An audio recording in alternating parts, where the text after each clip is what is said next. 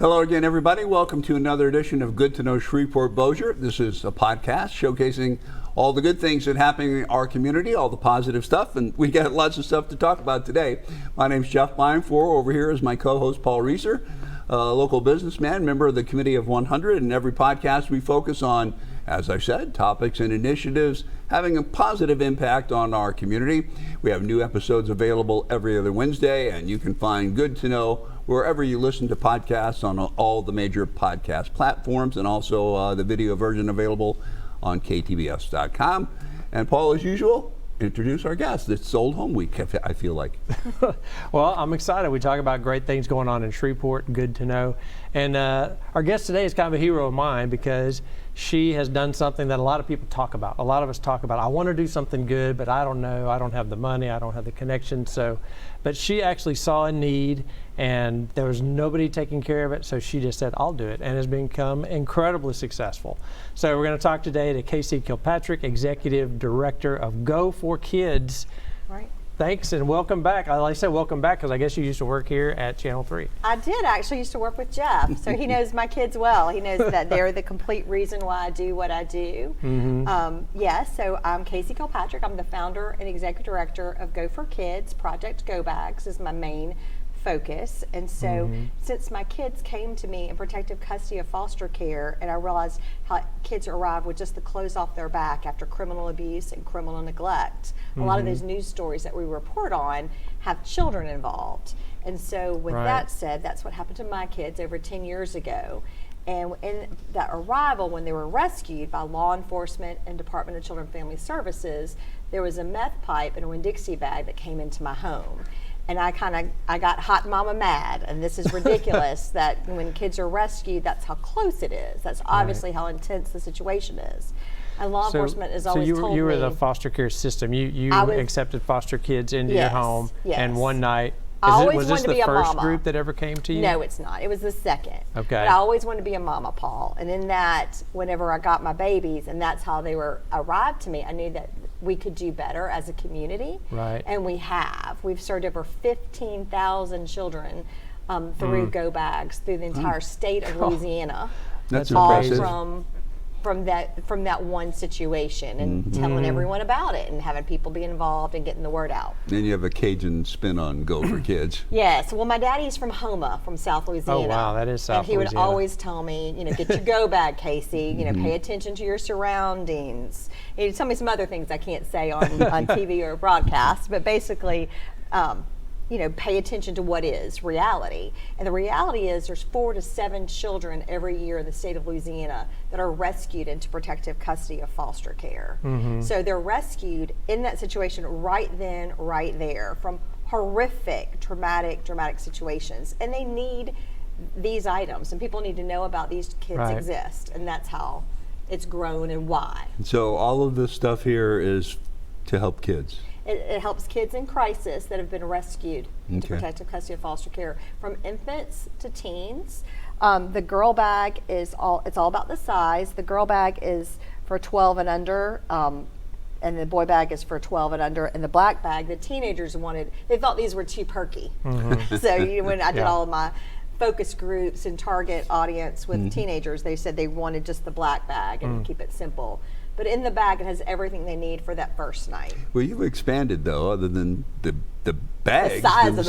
of the bags, the size of the bags. Well, and if you're listening to this is not a Walmart bag. This is not a little brown paper bag. Right. This is a duffel bag. bag. It is, and it's got this. I'm sorry. That's okay. I have all the stress balls and stuff, but it has it's like the backpack, sport sack. It has the zipper on the front, back, side, everything that they can get what they need and go. And so in it is all new items directly for the children, because it's got a new blanket, a new backpack, pillow, underwear, toiletries, comfort items, note of encouragement, everything they need for that first night. Is that some of this stuff I'm here? Is Yeah, that what's in and there? they always want me to unpack it, and I thought I'd go ahead and bring some of that. So, but these are what, toiletry bags? Those are toiletry kits in this bag, and there's, everybody knows kind of what a pillow looks like, and a blanket, a little lovey. He may not, but that's Except Jeff, he hasn't slept in weeks. Right. Well, and he's working at KTBS. Is this one of the encouragement these are, things? Yeah, and this is from local kids. You have kids write these. The kids this is write. neat. So that's a great volunteer way. Let me read this. It says, "Hi, friend. I hope that you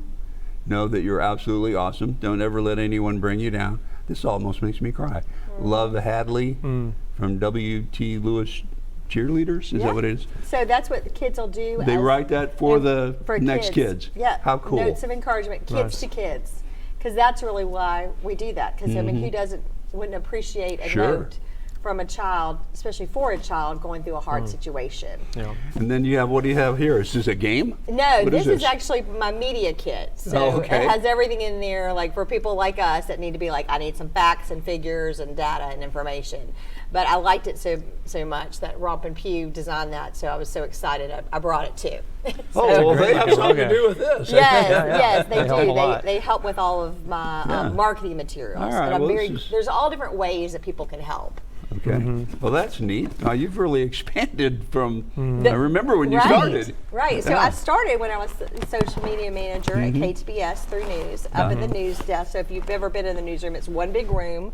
We're one big, functional family in that way, and various personalities and time frames. Everybody has to get everything done. But I worked at the front, and so right around all the police scanners, and heard all that, and knew that my kids came into care that way. It was actually from a traffic stop where their biological people were selling drugs with them in the car. I found out this year. I never knew that part of that story.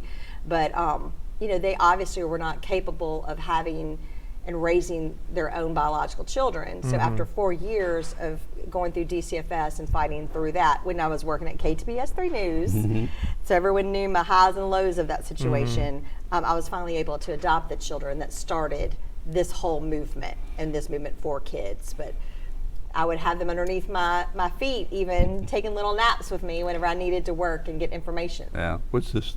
It's just a stress ball. Okay. So, but that's for the other kids. thing It's something else that's it's just in like when people say, "What do kids need?" I'm like, exactly what you need. They need a place for comfort. They need new underwear, pillow, backpacks, comfort items, snack, note of encouragement, water. Yeah.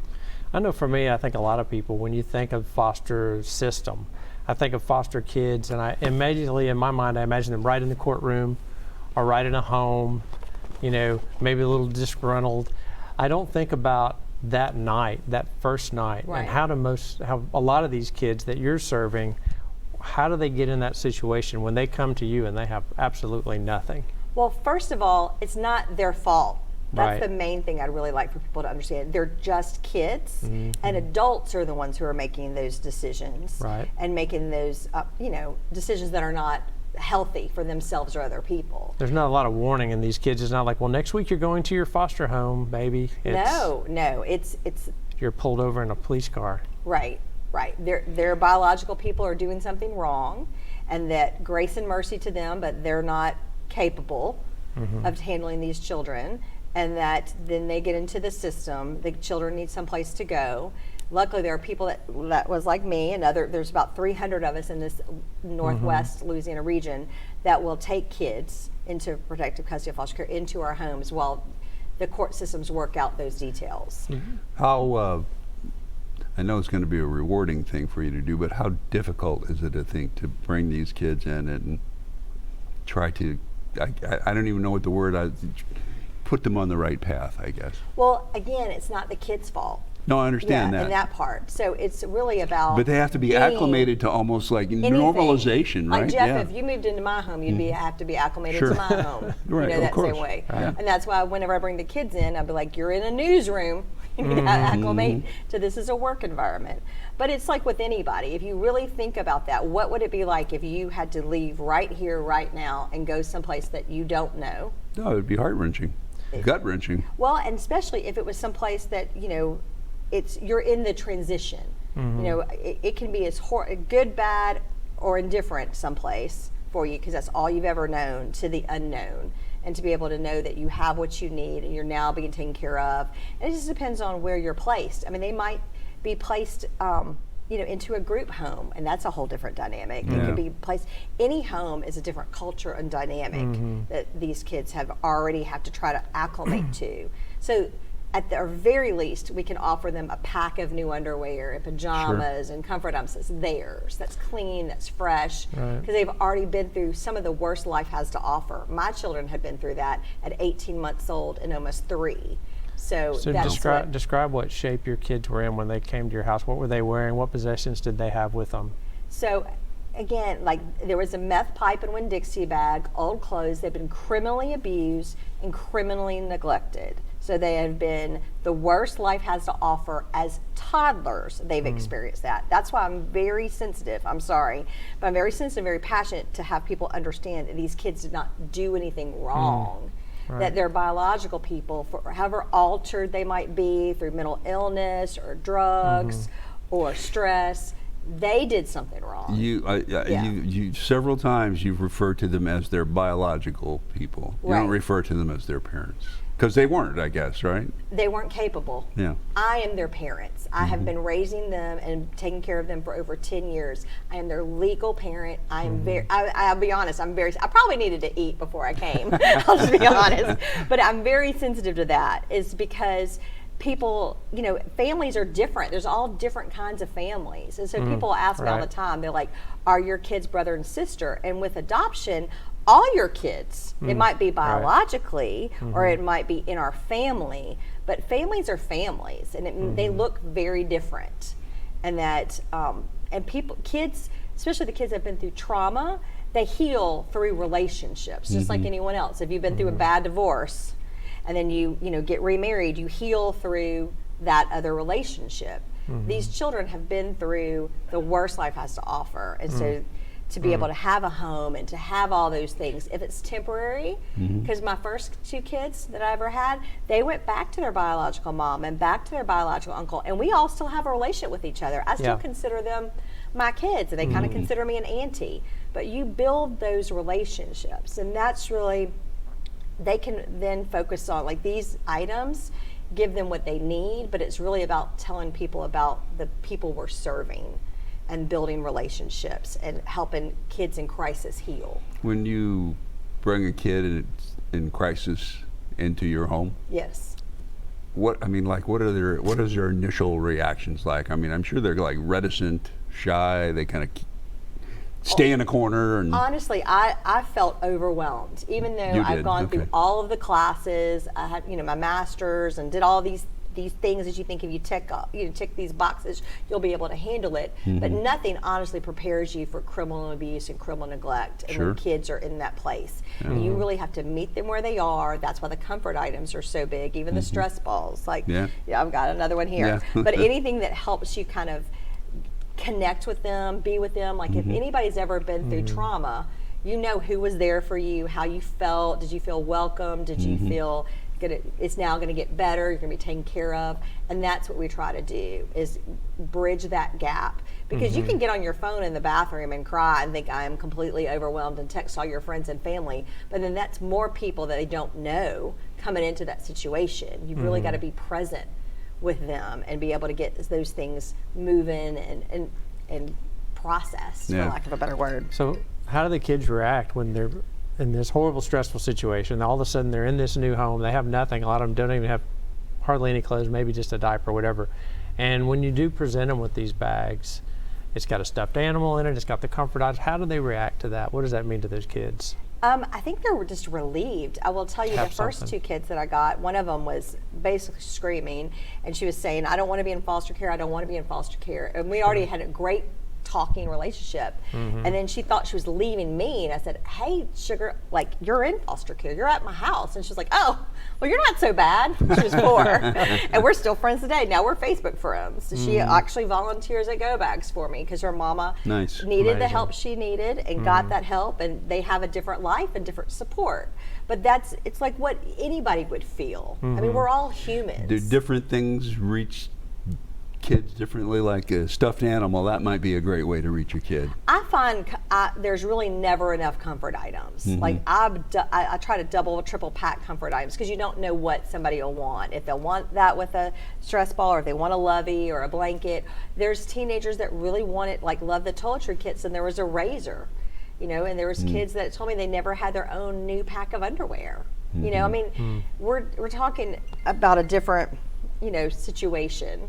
Yeah. That most of us have ever experienced, and that's where it kind of bridges that gap for the people that are stepping in the gap for children, to be able to be present with them while they're going through this. Well, doing all this stuff obviously is a great idea. You're to be commended for coming up with the idea, but it doesn't happen by itself. Right. You talk to me about how you gather all these items and then put into these bags. I mean, there's a cost here. Well, and luckily, because of community donations and me starting at KTBS, I was able to make, friends and conversations with different people, and they'd say, I'd like to help you, or you need to, because I started from the back of my car, that many of y'all know, and even had things delivered at KTBS to underneath my desk, and then, and then cluttered at the workplace. But it all is from community donations. Our distributing partners of the Go Bags is law enforcement and Department of Children and Family Services. But we try now to buy in bulk. We would have people donate to us, and I am a one-woman show. I have one other employee for 64 parishes. Wow. We pack in bulk. We have over 1,500 volunteers every year to pack them, and then we distribute it throughout the state. But our whole goal is to be able to have the resources to meet those needs, and buying in bulk is the best way for us to get those accomplished. And you distribute all throughout Louisiana through the police department? Through Louisiana State Troopers to their 9 regional offices, and DCFS to their 8 regional offices. And then right now we're trying to develop an inventory management system that's to go to all the 64 parishes. But they're at the regional offices, and to be able to build that network through churches and volunteers. Do you put these all together by yourself? No, I mean, I said I had 1,500 volunteers a year. Well, I mean, so we do these big pack events. It's called Give Back, Go Pack. We make all the announcements. I do my travel and road show. Let everyone know what's going on. All right. But yes, I mean, that's just a huge undertaking just to assemble everything. Absolutely. I mean, absolutely. I did not pack 15,000 Go Bags by myself. I do not do anything by myself. Okay. So how? And I want to get to this massive network you have and how you get them into the houses in just a second. But the amazing thing to me is how a person goes from I see something that I wish wasn't so bad to actually taking the action to start the ball rolling. And you started out of the trunk of your car. So what made the switch flip where you're like, I'm going to do something? And what did you do first? And then how do we get to 1,600 distributions? I would like to say that I had this great plan and I was so organized, and honestly, I have a little bit of a temper. I'm kind of scrappy. I don't know if y'all picked that up, but in that way of like, I knew that this was ridiculous and to do something about it, and I would start with me. So I told my network and then my friends and family, and it's developed from there to step in the gap. I have good, bad, or different. I have the ability to step into the awkward, like even like doing TV that way and podcast, to step into the awkward and just tell the truth. And that's what that vulnerability has gotten me far, to just tell, because someone needs to tell these children's stories without an agenda and without any of that these children exist and that they need our help. And DCFS needs our help. Law enforcement needs our help. All the different community groups have a different place of that continuum of help, that we all work together. We're all very collaborative to be able to serve the children in crisis. So how is this funded? How did you begin to expand the way you have? Well, it started being funded by people giving me bars of soap, or a couple of dollars here and there, and I had to ended up developing a full 501c3 because of that. But I would go to the store with people, or they drop things off to me. My first drop-off point was actually the front doorsteps of my house or KTBS 3 News lobby. When people would drop that off to me, and I would get called to pick it up. But I mean, it just started organically, and I really feel that God's just given me that ability to see that through. that I am not perfect. I have plenty of flaws, and it's awkward, and I'm willing to step into the gap, and people have stepped alongside of me and lifted me up. Sheriff Steve Prater, whenever it was a flooding situation that was happening, I was doing a live broadcast for KTBS and social media, and he said, I want to talk to you about your baggies. And you can imagine what that's like when Prater makes an announcement. Yeah. And I heard someone behind me said, are you going to take that from him? And I thought it was Bubba from KSLA. And I said, I guess I have to. And so I talked back to Prater, which is kind of our relationship in general, because he's very straightforward, and I love that about him. And he said, you need to suck it up and ask your latte drinking friends for a pack of underwear. And I looked at him, I said, well, I need your help. And I said, can I ask you first? He said, absolutely. And he gave me $200 and I said, you just bought yourself 20 packs of underwear. And I didn't realize who the person beside me who said, you're going to take that from him, was actually the governor, was John Bell Edwards. Oh, wow. So there's a picture where I look, with my hair pulled back in a bun and, filming social media that him and I are talking about how he felt like it needed to be implemented statewide, and to go through Louisiana Commission on Law Enforcement to get that done. And that is great idea. At least 70% of my funding is through Louisiana Commission on Law Enforcement. So whenever it's victims in crisis, that money that is able to buy in bulk, and then community donations. So local grants, local families, local foundations that have given us funds to then be able to buy in bulk, distribute in bulk, because U-Haul doesn't take good intentions. They want to check, Right. And same way with our sweet drivers and everyone else. Because my good new husband, who has been a saint, driving the U-Haul, that was not good for either one of us. He's an insurance agent. He's not a driver of a U-Haul, driving throughout the state of Louisiana, dropping off bags with me. So we have a whole network, and how we've been able to elevate it from the back of my car to a condemned building to I'm in the Family Justice Center with Skylar D.A. Marvin, with the Family Justice Center in Shreveport, in Baton Rouge, and then also in New Orleans. So that's where amazing. our closet is, and then where everything we pack is in Sheriff Prater's warehouse, the reentry warehouse right across from Amazon, right by the jail. So we pack several times a year. We do inventory management of all of the things to get that done. Awesome. So I want to go back to the kids, and I'm interested.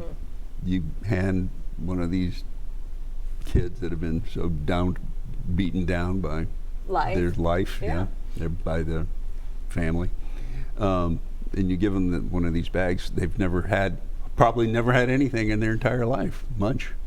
What are their reaction? They're excited. I mean, I don't actually see a lot of that. I hear about it afterwards, because I'm equipping the people in the arena in that first night. So I'm equipping law enforcement, I'm equipping DCFS, child protection, that they have those bags and give those directly to the kids. I've gotten notes from kids before about that, which like you're going to see me hysterically start crying, or people say, I wish I would have had a go bag. They gave me some of just what they had at the time, or having to go, can you imagine being through a trauma situation and then having to go shop in the middle of any store, Walmart, Target, wherever, to get your basic necessities after criminal abuse and criminal neglect? I mean, that's just inconceivable. That's overwhelming. But to be able to have that where they can then eat something, rest, decompress, give the adults in their life a game plan of how they want to proceed, and anybody who's ever been through a hurricane or a power outage knows what that feels like, of when you have a plan for your day and then it's all different. Right. Something that most people can relate to. So but they're relieved and happy. I should get to the point of that. Well, no, I would assume that. I just, I would think it might even go beyond relieved and happy, to be honest. It's just like for the first time in their life, they have something that's their own. Right. And I would think that would be These bags look like they're kind of, you can carry it along. You got a duffel bag there that's theirs now, something they can have and they can put their things in, because if they're in the foster system, they may go back and forth to other houses. They may go back home and come back. It just depends on what that situation is. It's Right. all adults trying to work out big, complicated, systematic problems. Addiction, mental illness, mental health, criminal neglect, abuse. All those are huge, complicated systems. But the kids, they need something just to hold and love and change into, and while adults are trying to work out what's in the best interest for them, either short term or long term, and what that looks like. Well, imagine one of the biggest challenges early on was how do you get these bags into the hand of a child in the middle of the night when something happens? So how do you distribute these and get them to the kids? Again, through Department of Children and Family Services and law enforcement. They're there at that first call. So if you ever listen to police scanners, you hear whenever they get a call, that's how that happens. So when kids get removed, that's exactly like in the newsroom, we know this. That's why I'm talking to Jeff this way, because you hear something crisis situation going on, and usually there are children involved. And with that, especially if people are going to jail or if they're needing some type of hospital ambulance services, you know that then they call in child welfare, and child welfare then gets involved and then has to go through either kinship care, which is somebody related to them that's able to pick them up or take care of them and get that vetted, or they need to go into protective custody of foster care. So are these bags stored at police stations all across the state? Yes. So when that big scary policeman shows up, he's bringing a bag with him. Yes. That's awesome. Yeah. Great idea. What I know you told us about Sheriff Prater, but Right. Have you had reaction from other law enforcement officers? Numerous, Yeah, I bet. numerous, and that they all appreciate it being in their parish, in their region. You know, they work within the region. You know, my babies were from Webster Parish, and so I lived in Caddo, and then that's, you know, it's all kind of all the regions work together. It all crosses those lines and boundaries, and with you know, with law enforcement, with DCFS, with, you know, all the different cast and characters in this. Well, what's next for Katie? Well, I was just going to say we got like 2 minutes left, so if you want to get the word out there, how people can get in touch with you, and to go ahead and... Absolutely. So our website is www.geauxbags.com.org. You know, we started the project for the nonprofit, so that's why it's set up that way, because we thought it was going to be just a sweet, good project, and then we realized it needed to be a full-fledged nonprofit and go statewide. And ultimately, I'd love to be able to take this nationwide and to be able to have no child that's going into protective custody of foster care. We serve human trafficking victims, that with domestic violence, that with opioid, any child that's in crisis that needs to be removed from the situation through law enforcement or DCFS should be able to get a go bag that night from them and be able to have a brighter morning. That's our goal. Well, you're an inspiration to me, so hopefully people will be inspired to help you with either time or money donating to yours, or just get inspired to, you know, if I'm a regular person and I see something that needs changing, maybe I can go do something. Just start with that grassroots. I'm glad you weren't organized, because that would scare people off. Right, and that's the other thing. If somebody is organized and you're interested, please go help them. Yeah. You know, there's so much work to be done, and that we all collaborate with each other, and we want to continue to do so. Well, I can tell you're passionate isn't even the word. I mean, that's not strong enough. You know awesome. my personality well. I'm pretty scrappy that way, but you know, it's not about me. It's about the kids, so I can put my ego to the side and just tell the story. And the story is these kids need help. I have a lot of people that have messaged me about Sounds of Freedom, and I'm like, that happens locally, that happens everywhere. There's so many local groups, national groups, international groups, and if you can help in any capacity, it helps us all. Awesome. Right. Well, that's going to wrap it up. Go for Kids. Yes. GEAUX. Take a close up so we can see her shirt. There we go. GEAUX for Kids. Goforkids.com. No, it's Go Bags is actually, Go our Bags. website started first. Okay. GEAUX bags, BAGS. .org. .org. Gobags.org. Yeah, you type in any version of that, you'll get to us. You will get to us, and we will respond. Okay, tremendous idea. Thank you, You've Jeff. inspired Well him. done. Thank you, Paul. Thank you very much for having me. All right, you. Casey Kilpatrick, our guest. Thanks for watching, and I hope you were touched by this, because I know we were. This is a terrific idea. And you can watch Good to Know Shreveport Bossier on all the major podcast platforms and on ktps.com for the video version. Have a good one, everybody.